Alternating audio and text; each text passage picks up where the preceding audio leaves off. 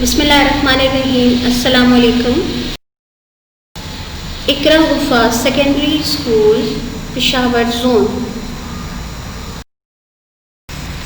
جماعت ہفتم مضمون اردو میں آج سبق نمبر 3 نظم نعت کی تدریس کرائی جائے گی، جس کے شاعر کا نام ہے الطاف حسین حالی. بچوں، آپ جانتے ہیں کہ ایسی نظم جس میں حضور صلی اللہ علیہ وآلہ وسلم کی تعریف و توصیف بیان کی گئی ہو وہ نعت کہلاتی ہے. بچوں، نظم نعت کے شاعر ہیں الطاف حسین حالی. آپ کو اردو کا پہلا تنقید نگار مانا جاتا ہے. آپ کی ایک مشہور نظم ہے جس کا نام ہے مد و جزر اسلام. یہ نظم مسدس سے حالی کے نام سے مشہور ہوئی. بچوں، مسدس کا مطلب ہے 6 مصروں والی نظم. بچوں، اسی نظم کا کچھ حصہ آپ کے نصاب میں شامل کیا گیا ہے جس کا عنوان ہے نعت.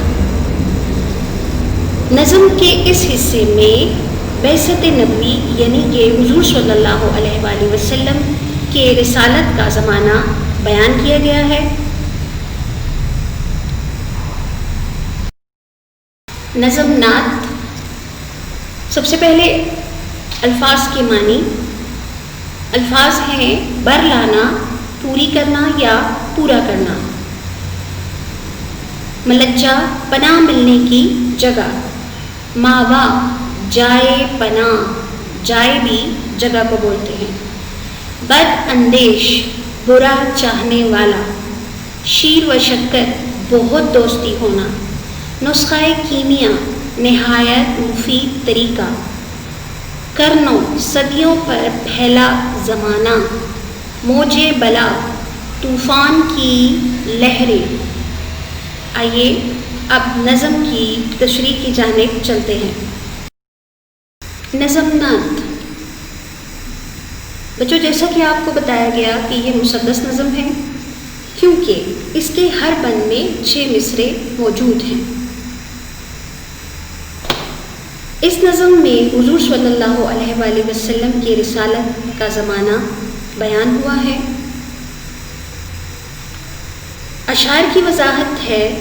پہلے بند میں ہے وہ نبیوں میں رحمت لقب پانے والا، مراد غریبوں کی پر لانے والا، مصیبت میں غیروں کے کام آنے والا، وہ اپنے برائے کا غم کھانے والا.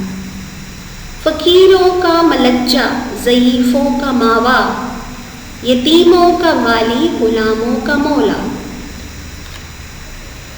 شاعر کہہ رہے ہیں کہ حضور صلی اللہ علیہ وآلہ وسلم کی شان اور ان کا مقام بہت بلند ہے. اسی مقام کو بیان کرتے ہوئے کہہ رہے ہیں کہ نبی کریم صلی اللہ علیہ وآلہ وسلم کو اللہ تعالیٰ نے تمام دنیا، تمام جہاں کے لیے رحمت للعالمین کا لقب دے کر مبعوث فرمایا، اور یہ لقب پہلے کسی نبی کو نہیں دیا گیا تھا.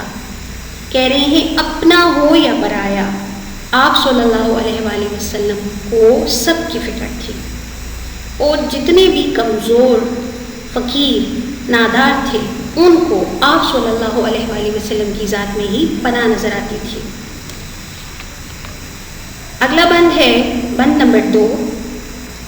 خطا کار سے درگزر کرنے والا، بد اندیش کے دل میں گھر کرنے والا، مفاسد کا زیر و زبر کرنے والا، قبائل کو شیر و شکر کرنے والا. اتر کر ہرا سے سوئے قوم آیا، وہ ایک نسخہ کیمیا ساتھ لایا. سوئے قوم، قوم کی طرف آنا. شاعر کہہ رہے ہیں کہ حضور صلی اللہ علیہ وآلہ وسلم لوگوں کی خطاؤں کو معاف فرما دیتے تھے، نہ ہی کسی سے بدلہ لیتے تھے اور نہ ہی کسی کے لیے بد دعا فرماتے تھے. یہی وجہ تھی کہ آپ کے دشمن بھی آپ کی تعریف کیا کرتے تھے. آپ صلی اللہ علیہ وآلہ وسلم کے آنے سے پہلے عرب میں جتنے فساد تھے، جتنے جھگڑے تھے، جتنی مخالفت تھی، وہ آپ صلی اللہ علیہ وآلہ وسلم کے حسن اخلاق اور تعلیمات سے ختم ہوئی اور صدیوں پرانی دشمنی اخوت میں بدل گئی۔ کہہ رہے ہیں جب غار حرا میں قرآن مجید کی پہلی وحی کی ابتدا ہوئی اس سے تمام اقوام کی تقدیر بدل گئی اور نسخہ کیمیا یعنی قرآن مجید کی تعلیمات، اسی پر عمل کر کے ہم دنیا و آخرت میں کامیابی حاصل کر سکتے ہیں۔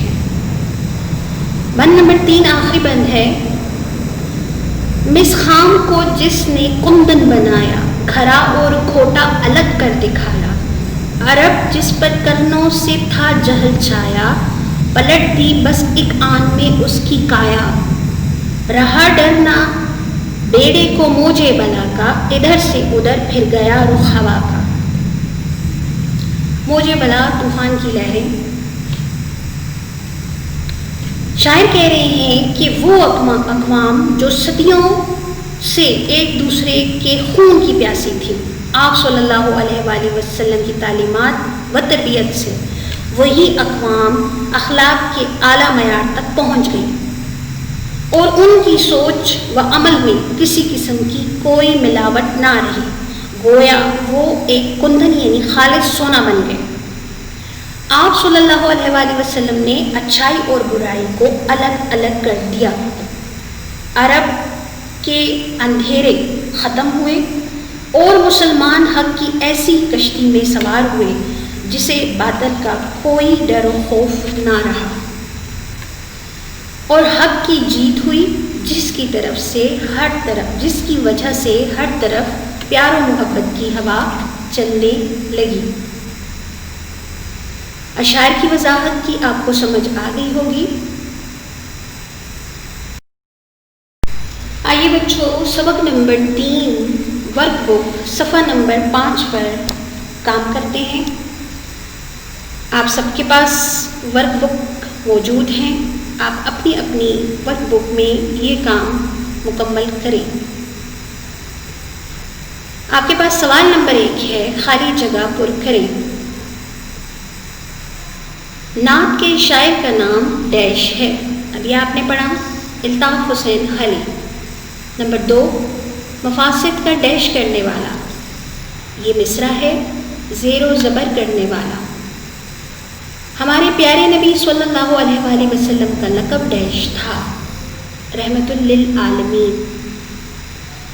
اگلا مصرع میں کہہ رہی ہے وہ ایک نسخہ ڈیش ساتھ لایا، ابھی آپ نے پڑھا کیمیا۔ نمبر 5 پر ہے ڈیش اور کھوٹا الگ کر دکھایا، مصرع مکمل کرنا ہے، کھرا اور کھوٹا الگ کر دکھایا۔ اگلا ہے سوال نمبر 2، معنی لکھنے ہیں۔ نمبر 1 ملجا جائے پناہ، کرن صدی، بد اندیش برا چاہنے والا، کندن خالص سونا، خطا کار غلطی کرنے والا۔ اگلا ہے سوال نمبر 3، روزمرہ جملے آپ نے درست کرنے ہیں۔ پچھلے اسباق میں ہم نے روزمرہ کی تعریف آپ کو بتا دی تھی۔ آئیے جملہ کو دیکھتے ہیں۔ نمبر 1 پر ہے چوہے بکثرت سے مر رہے ہیں، جب بکثرت آ جائے تو پھر سے کی ضرورت نہیں رہتی، اس لیے ہمارے پاس درست جملہ ہوگا چوہے کثرت سے مر رہے ہیں۔ اگلا ہے نمبر 2، اس نے یہ کام کرنا ہے، ہمارے پاس درست ہے اسے یہ کام کرنا ہے۔ اگلا صفحہ ہے صفحہ نمبر 6 جس پر روزمرہ کے باقی جملے ہیں۔ جملوں کو دیکھتے ہیں۔ جملہ نمبر 3 ہے وہ سب سے بعد میں آیا، درست جملہ ہے وہ سب کے بعد آیا۔ اگلا جملہ ہے وہ 3-5 روز سے بیمار ہے، اس کا درست روزمرہ ہوگا وہ 3-4 روز سے بیمار ہے۔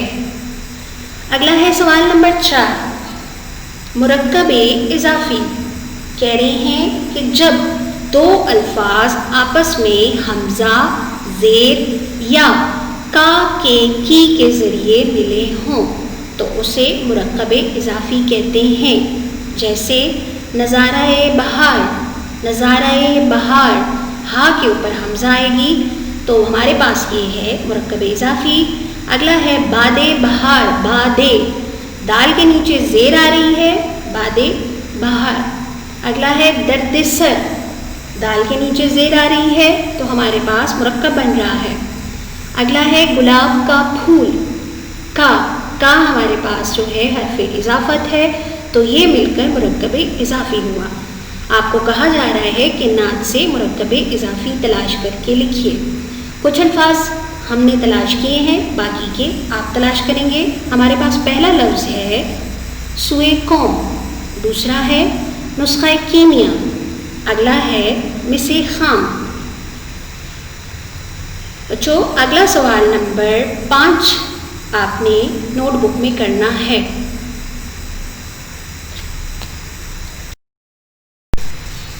بچوں گھر کے کام میں آپ نے ورک بک کے صفحہ نمبر 6 پر سرگرمی کو مکمل کرنا ہے، اس درس کی دہرائی کرنی ہے اور نوٹ بک میں کام مکمل کرنا ہے۔ بچوں درس نظم میں نوٹ بک کا کام انشاءاللہ اگلی ویڈیو میں کرایا جائے گا۔ شکریہ۔